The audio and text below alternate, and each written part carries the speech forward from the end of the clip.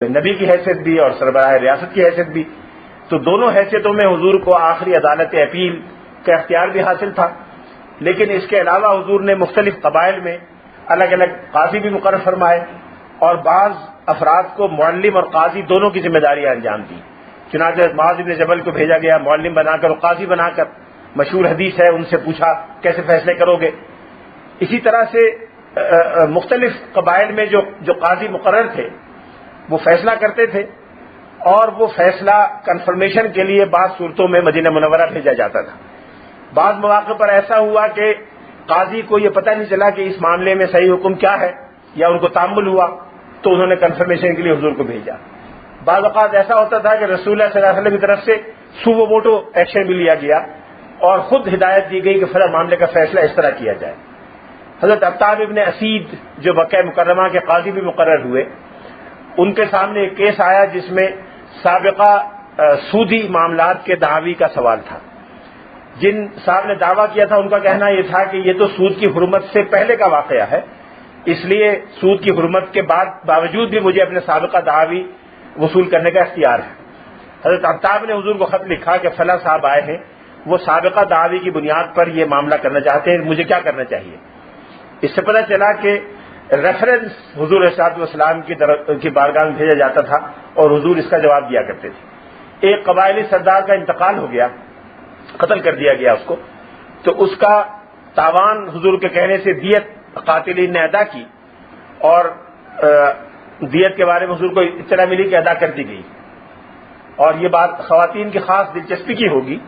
بعد میں رسول اللہ صلی اللہ علیہ وسلم کو یہ خیال ہوا کہ پتہ نہیں اس مقتول کی بیوہ کو دیت میں حصہ دیا ہے کہ نہیں دیا، تو حضور نے باقاعدہ نام مبارک لکھا اس علاقے کے گورنر کے نام، اور یہ لکھا کہ فلاں مقتول، نام میرے ذہن سے نکل گیا، فلاں مقتول کے قتل کا جو دیت ادا کی گئی ہے اس دیت میں سے اور اس مقتول کا جتنا طریقہ ہے شریعت کے مطابق اس کی بیوہ فلاں خاتون کو بھی دلوایا جائے، اور دلوانے کے بعد مجھے اطلاع دی جائے کہ اس کو دیا گیا کہ نہیں دیا گیا. اس طرح سے حضور صلی اللہ علیہ وسلم نے صیغہ عدالت قائم فرمایا. حضور صلی اللہ علیہ وسلم نے جو فیصلے کیے بطور قاضی کے وہ الگ سے جمع کیے گئے ہیں. ایک قدیم ترین کتاب عقیدۃ الرسول ہے، وہ بھی اسپین کے ایک بزرگ نے تیار کی تھی. یہ بھی محض اتفاق ہے، اس وقت جو نام ذہن میں آیا وہ اسپین کے ایک بزرگ تھے، امام محمد بن فرج الاندلسی. ابن الطلاع کئی بار چھپی ہے، اس کا اردو ترجمہ بھی دربار رسول کے فیصلے کے نام سے اردو میں ملتا ہے. امام ابو بکر بن ابی شیبہ جو مشہور محدث ہیں، امام ابو داؤد کے اساتذہ میں سے ہیں، امام ترمذی کے اساتذہ میں سے ہیں، اور ان کی بڑی ضخیم کتاب ہے مصنف ابن ابی شیبہ. انہوں نے بھی ایک کتاب عقیدۃ الرسول پر لکھی تھی. کئی کتابیں اور بھی ہیں. ابن قیم نے اعلام الموقعین میں حضور کے بہت سے فیصلوں کا تذکرہ کیا ہے. ہمارے بر صغیر کے ایک مشہور عالم نواب صدیق حسن خان نے بھی ایک کتاب عقیدۃ الرسول پر لکھی تھی. اور ابھی حال ہی میں پاکستان میں ہماری یونیورسٹی کے سابق ریکٹر جس خلیل الرحمان صاحب کے تعاون سے ان کی رہنمائی میں ایک کتاب تیار ہوئی ہے جس کے بارے میں پروگرام ہے کہ 10-12 جلدوں میں ہوگی. اس کی ایک جلد ابھی چھپی ہے جس میں حضور صلی اللہ علیہ وسلم کے کیے ہوئے بہت سارے فیصلے اردو، انگریزی، عربی تینوں زبانوں میں جمع کیے گئے ہیں. حضور نے جن لوگوں کو قاضی مقرر فرمایا اس میں سیدنا عمر بن الخطاب کو مدینہ کا قاضی مقرر فرمایا. حضور کی موجودگی میں مدینے میں فیصلے حضرت عمر کیا کرتے تھے. یمن میں حضرت علی بن ابی طالب کو بھیجا تھا، یمن کے ایک علاقے میں. حضرت معاذ کو یمن کے ایک دوسرے علاقے جنت میں بھیجا گیا تھا. حافظ شامی نے سیرت شامیہ میں جن کا کل تذکرہ مختصر سا ہوا، ایک پوری فصل میں یہ فیصلے جمع کیے ہیں ایک حصے میں کتاب کے. اس کے 8 ابواب ہیں اور ہر باب میں الگ الگ موضوعات سے متعلق فیصلے انہوں نے جمع کیے ہیں. آج اومبڈسمین کا ادارہ موجود ہے. اومبڈسمین کے بارے میں کہا جاتا ہے کہ یہ سویڈن سے آیا ہے، لیکن اومبڈسمین کا ادارہ سویڈن سے نہیں آیا، یہ حضور صلی اللہ علیہ وسلم نے قائم کیا تھا. سیدنا عمر فاروق نے اس کو ترقی دی. یہ دیوان مظالم کہلاتا تھا. دیوان مظالم کا ادارہ ایک اعلیٰ عدالت تھی جو اعلیٰ سرکاری حکام اور بااثر لوگوں کے زیادتیوں اور مظالم کے خلاف شہریوں کی شکایات سنا کرتا تھا. حضور کے زمانے میں اس کا بندوبست بعض علاقوں میں کیا گیا. حضرت عمر فاروق نے اس کو باقاعدہ شکل دی. اس کے بعد دنیا اسلام کے بیشتر مسلم ممالک میں یہ قائم رہا. اسپین سے اس کو یورپینوں نے سیکھا. وہاں کے بعض پادری قرطبہ اور غرناطہ کی درسگاہوں میں اس ادارے کے بارے میں واقفیت حاصل کر کے گئے، اور انگلستان میں ایک پارلیمنٹری کمیشن کے نام سے اور سویڈن میں اومبڈسمین کے نام سے یہ ادارہ بنایا گیا۔ دیوان مظالم کے نام سے اس وقت صرف سعودی عرب میں یہ ادارہ ہے، اور کہا جاتا ہے کہ مسلسل 1400 سال سے یہ قائم ہے اور کسی نہ کسی حد تک اسی انداز میں کام کرتا ہے جس انداز میں ماضی میں کام کرتا تھا۔ صیغہ احتساب بھی ایک نیم عدالتی ادارہ تھا، یہ وہی ہے جس کو صوبہ سند میں حسبہ اور ہمارے اخبار والے حسبہ کہتے ہیں، حسبہ نہیں ہے، حسبہ ہے کے زیر سے ہے۔ حسبہ اور احتساب سے مراد ایک ایسا نیم عدالتی ادارہ ہے جو عام معاشرتی اخلاق کا تحفظ کرے اور اسلام کے معاشرتی اخلاق کے بارے میں ذمہ داریاں انجام دے۔ یہ ادارہ بھی حضور نے قائم فرمایا تھا۔ یہ وہ عدالتی ادارے تھے جو رسول اللہ صلی اللہ علیہ وسلم نے قائم فرمائے۔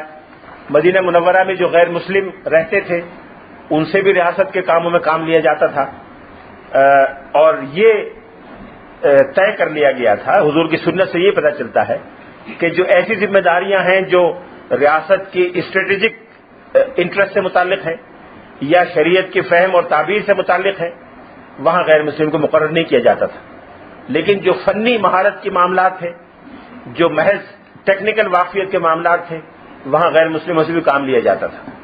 حضور صلی اللہ علیہ وسلم نے دو اہم ترین مواقع پر، انتہائی اہم اور حساس مواقع پر غیر مسلموں سے کام لیا۔ جب حضرت بکر صدیق اور حضرت عمر حضرت بکر صدیق کی معیت میں حضور ہجرت کر کے تشریف لا رہے تھے اور ہر عرب قبیلہ 100 اونٹوں کے لالچ میں جان کے درپے تھا، تو حضور کو راستہ بتانے کے لیے جس آدمی کو رکھا تھا وہ عبداللہ ابن اریقط غیر مسلم تھا۔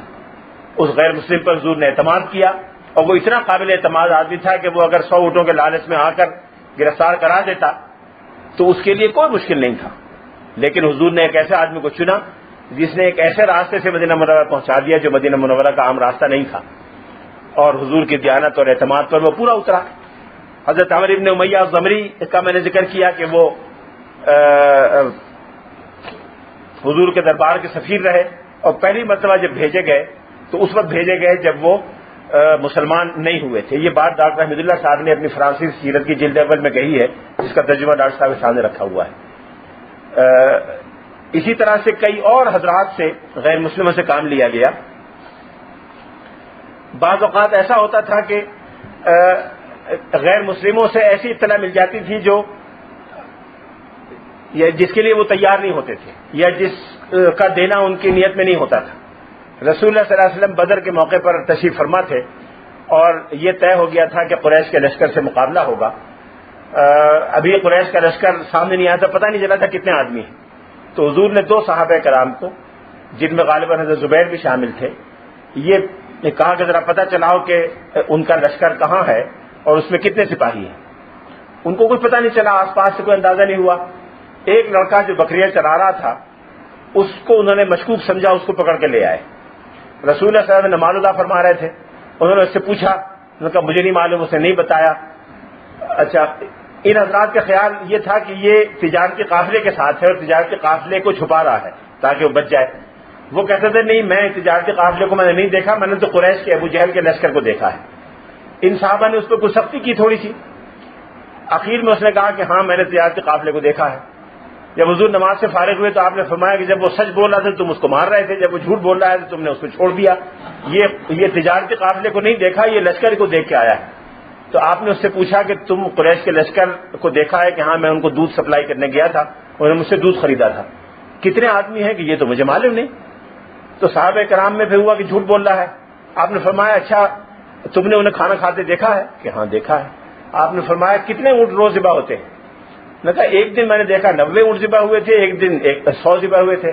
آپ نے فرمایا وہ 900 اور 1000 کے درمیان ہے، اور واقعی وہ 950 تھے۔ ایگزیکٹلی 900 اور 1000 کے درمیان سے 950 تھے، اس لیے کہ حضور نے اندازہ کیا کہ 90 اونٹ جب کٹتے ہیں تو کتنے آدمیوں کے لیے کافی ہوتے ہیں۔ اس سے حضور کا اندازہ تھا کہ یہ جو شعبہ حضور نے معلومات و سراغ رسانی کا قائم فرمایا، اس میں 3 اس کے شعبے الگ الگ ہیں۔ قرآن پاک میں ایک جگہ آیا لا تجسسوا، لوگ پوچھتے ہیں کئی دفعہ مجھ سے پوچھا کہ جاسوسی نہ کرو، تو یہ جاسوسی کا شعبہ کیسے ہو سکتا ہے؟ کئی انٹیلیجنس والے پوچھتے رہتے ہیں۔ آج ہی ایک صاحب ملنے آئے ایک بڑی انٹیلیجنس ایجنسی کے کہ صاحب قرآن میں پڑھ رہا تھا، اس میں لکھا ہے لا تجسسوا، ہمارا تو کام ہی ہے تجسس، تو یہ تو بڑی غلط بات ہو جائے گی، ہم کیا کریں؟ تو عربی زبان میں 3 الفاظ ہیں، ایک ہے تجسس، ایک ہے تحسس، ایک ہے تحسس۔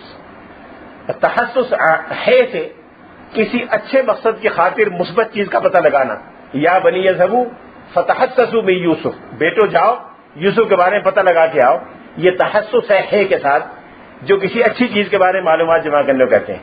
ایک ہوتا ہے تحسس عین سے، جو کسی جرم کو ہونے سے روکنے کی خاطر کسی برائی کو پیش بندی کرنے کے لیے معلومات جمع کی جائے، وہ تحسس ہے۔ تجسس وہ ہے کہ کسی کے خلاف کوئی برائی سوچی ہو اور اس برائی کو کرنے کے لیے اسباب پیدا کیے جائیں، یہ تجسس ہے، اس کی ممانعت ہے۔ تحسس یا تعسس کی ممانعت نہیں ہے، وہ سنت اور سیرت سے ثابت ہے۔ یہ چیزیں میرے خیال میں کافی ہیں، وقت بھی ہو گیا ہے، باقی تفصیلات میں چھوڑ دیتا ہوں۔ غیر مسلموں کے حقوق پر بات ہو گئی، ریاست مدینہ پر بات ہو گئی۔ غیر مسلموں کی آبادیاں مدینہ منورہ کے باہر بھی تھیں، اور جیسے جیسے غیر مسلم اسلام میں داخل ہوتے گئے وہ تو مسلمان امت کا فرد بنتے گئے، لیکن جو قبائل اسلام میں داخل نہیں ہوئے ان کو حضور نے مراعات عطا فرمائی۔ بعض قبیلوں کو یہ ہدایات تحریری طور پر لکھ کے دیا کہ من کان علی یہودیتہ او نصرانیتہ فإنہ لا یفتتن عنہا، جو شخص یہودی ہے یا عیسائی ہے اس کو اس میں کسی آزمائش میں مبتلا نہیں کیا جائے گا اور اس پر کوئی زیادتی نہیں کی جائے گی۔ اسی طرح سے نجران کے عیسائیوں کو ایک چارٹر حضور نے عطا فرمایا تھا، جس میں یہ کہا گیا تھا کہ ان کو تمام حقوق اور مراعات دیے جائیں گے، ان کے پادریوں کو نہیں چھیڑا جائے گا، ان کی گرجاؤں کو نہیں چھیڑا جائے گا، ان کے اسقف اپنے عہدوں پر قائم رہیں گے اور جو جس طرح سے نظام چل رہا ہے قائم رہے گا، لیکن وہ اسلامی شریعت کی بالادستی قبول کریں گے، مسلمانوں کو ٹیکس دیں گے اور ربا کا کوئی کاروبار نہیں کریں گے، اور اگر تم میں سے کسی نے ربا کا کاروبار کیا تو یہ معاہدہ ختم کر دیا جائے گا، گویا شہریت منسوخ کر دی جائے گی اگر ربا کا کاروبار کرو گے۔ چنانچہ سیدنا عمر فاروق کے زمانے میں ان کو اطلاع ملی کہ نجران کے عیسائی ربا کا کاروبار کر رہے ہیں، انہوں نے کہا کہ تم نے معاہدے خلاف ورزی کی، اس میں لکھا ہوا ہے کہ معاہدہ منسوخ کر دیا جائے گا، لہذا تمہارا معاہدہ منسوخ، اور ان کو وہاں سے جلاوطن کر کے شام بھیج دیا تھا۔ جو علاقائی یا صوبائی نظم و نسق ہم کہہ سکتے ہیں وہ حضور کے زمانے میں قائم ہوا۔ اس میں صرف ایک بات کہہ کے میں بات ختم کر دیتا ہوں۔ رسول اللہ صلی اللہ علیہ وسلم نے مختلف قبائل سے یا علاقوں سے جو معاہدہ کیا تو ان قبائلی سرداروں کو آپ نے اپنے نمائندے کے طور پر تسلیم کر لیا جو پہلے سے وہاں موجود تھے۔